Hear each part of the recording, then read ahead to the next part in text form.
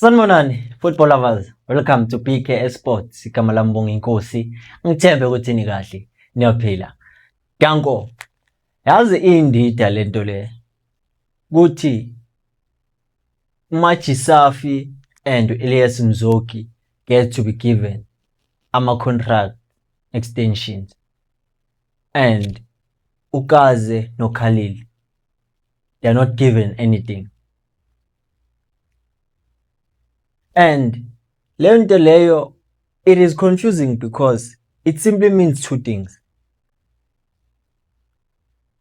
It means Kaze and Khalil will leave Chiefs, and the coach that will come, it is a coach that we know, a coach that doesn't have a problem working with Elias Mzoki and Machi Safi. Because we all know, Guti, in this modern day and age, when the head coach is appointed, most of the time they come with their own technical staff. And now that there's already two of the technical team, simply means, Guti, the coach that is going to come is a coach that have worked with these guys before, or it's a coach that doesn't have a problem coaching Kaizer Chiefs, as long as it is Kaizer Chiefs. And it doesn't matter who is in his technical team, because it simply means good if it's a coach, Melafeni assistant, already second two members, because I'm an analyst, I won't say Guti wafika nonapi, but ama-analyst bewaloka khona i-Kaizer Chiefs iziphandela, because kuma-analyst is na 3. It's Mark Davey, Uvogen Gotze, and Uyusha Said. Sayiphelele i-technical team kanjani. Or they are still thinking about the number of years that they might give Ukazi no Khalil. So uyabona ukuthi manje sekudlalwa ama-mind games. Kuthi bafukubona ukuthi iyozala ngoma. So ngicela ukubuza ke la. Sorry angisa introduceanga ukuthi sizokhuluma ngani, but today indaba i based on Ukaze no Khalil. If Kaizer Chiefs decide ukuthi bangahambi Ukaze no Khalil, what do you expect them to do next season? What do you want to see change with the Kaizer Chiefs for next season? Because I believe if they're gonna keep them, I know for a fact it might be not for a long time. The contract might be a 1-year contract, of which it makes sense. But this thing of chopping and changing coaches is going to be the one that is going to be the demise of the Kaizer Chiefs.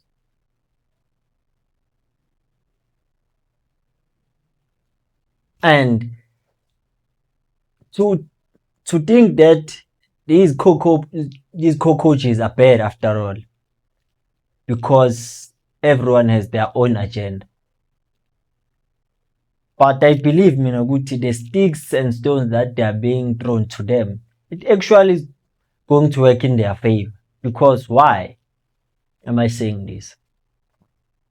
What they've done with the Kaizer Chiefs is clear and it's visible. Everyone sees, okay, they took Kaizer Chiefs from position 9 to position 3. And they are trying by all means to close the gap between number 3 and number 2. But obviously, siyabonakala leso space. So are you telling me ukuthi la eMzansi there won't be teams that would want them to coach in their clubs? We have Esikhukhune United that has an interim coach, Paulos Maseye. We have a Devon City that has an interim coach, Upito Dladla. Only to count a few. Chippa United now ngaba interested in having them.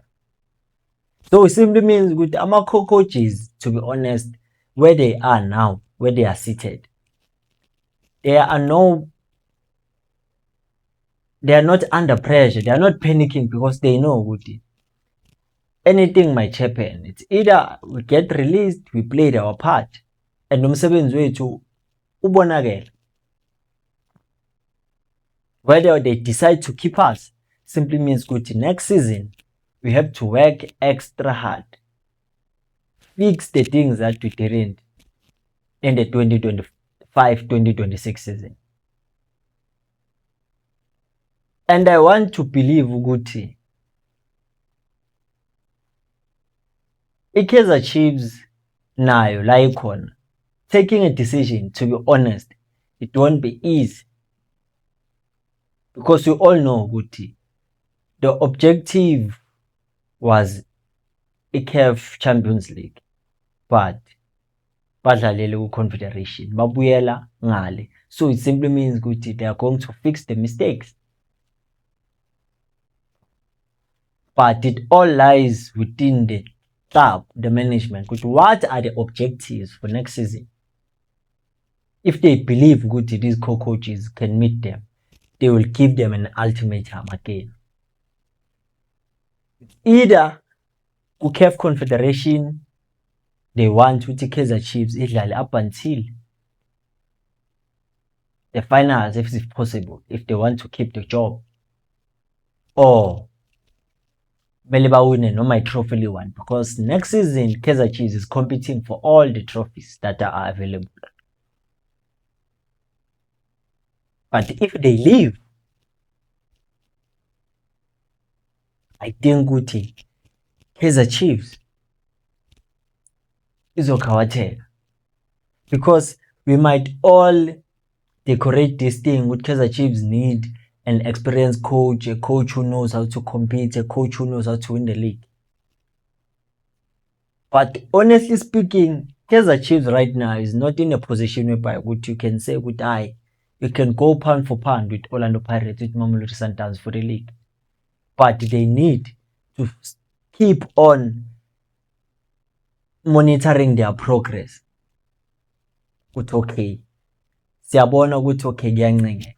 Last season sidliwe amagame angaka, sadraw amagame angaka. So this is what we can fix. Even the management nabo mele mabathola isikhathi bahlale phansi and bayibuza ukuthi what can we do better to assist the coaches to make the team ukuthi ibe ilento ezoba success. Because not even one coach it is guaranteed ukuthi ngathiwa woza Pitso, woza Benny McCarthy,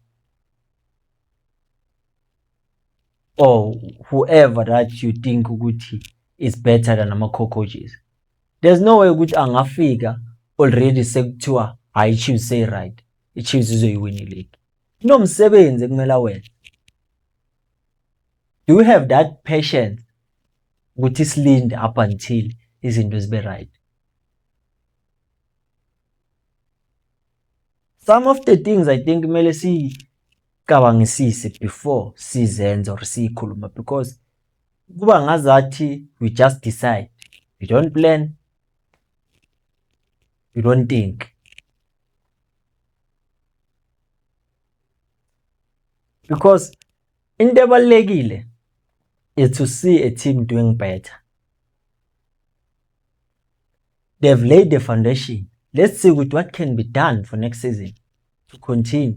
Because it's obvious, even if they get released by harm, a coach that will come, it is expected kuti Melanga finish below number 3, Mele Abu number 2 or number 1, win a trophy. And coaches will come and they will expect kuti Kaizer Chiefs will give them a checkbook. And Kaizer Chiefs want a coach that is a coach that can work with whatever that is being given at his disposal. A coach that will understand ukuthi this is Kaizer Chiefs, this is what we are doing at Chiefs. Not a coach that will want to have his own ideas to be implemented, and a coach that won't want to be controlled by the management. Lendi indida ngempela. Indida. Uthi kunganikwa laba abayi2 ama contract bese uTimon noPhumba bona, I mean coach Cedric Gaza and uKhalid Ben Yusuf, Yabona next season ayisizowubona umhlolo. Ngiyabheja. Ngiyabheja. So ke it's up to i-Kaizer Chiefs management ukuthi bona bazodecide, because thina will keep on speculating siloku sikhuluma ama-rumors but ingekho into final. But hayi mina ngiyasho namanje ukuthi where there's smoke there's fire. Khona okushaya amanzi la. Something is beating water. Angeke. Ungakhohlwa ukulike nokusubscribe to the channel if awaka subscribe. But maso subscribe ile, danko.